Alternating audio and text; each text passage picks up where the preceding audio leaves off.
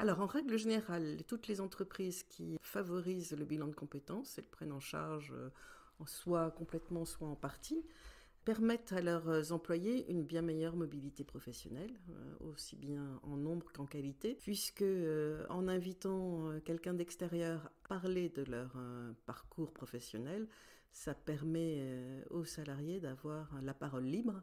Et cette parole libre, ça peut être, comme je le disais, donc soit en réponse à une impasse fonctionnelle, c'est-à-dire à un manque de mobilité et un ennui du collaborateur, soit aussi à une impasse d'un point de vue professionnel avec son manager. Quand un manager et un salarié ne s'entendent plus, ça peut être retour à une communication que de faire un bilan de compétences.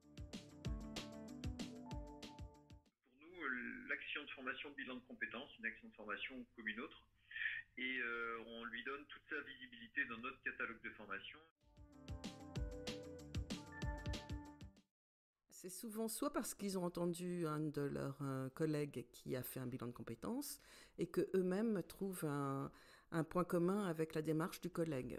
Ces démarches sont souvent favorisées ou accentuées par l'ennui, l'ennui sur un poste de travail qui dure depuis des années avec des tâches répétitives et un manque d'évolution, soit par une situation de conflit avec un nouveau manager ou un changement mal vécu.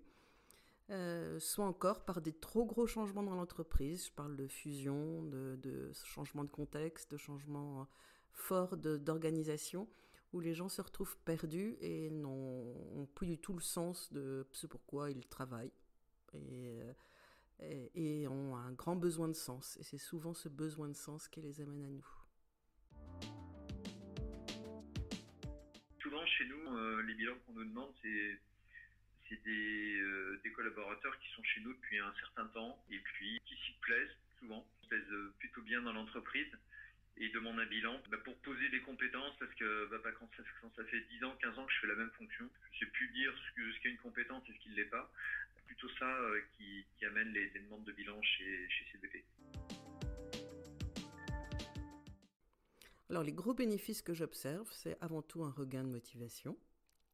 Mais c'est souvent aussi l'occasion de prendre du recul et ça fait ressurgir des idées, des perspectives, voire des projections à court ou à moyen ou long terme. Ça peut être des projets qui naissent pendant le bilan mais qui ne sont pas à mettre en œuvre tout de suite ou au contraire des projets qui sont immédiats. Et puis des envies de formation, des envies de progression, des envies d'évolution au sein de l'entreprise. Rien de mieux pour la marque employeur.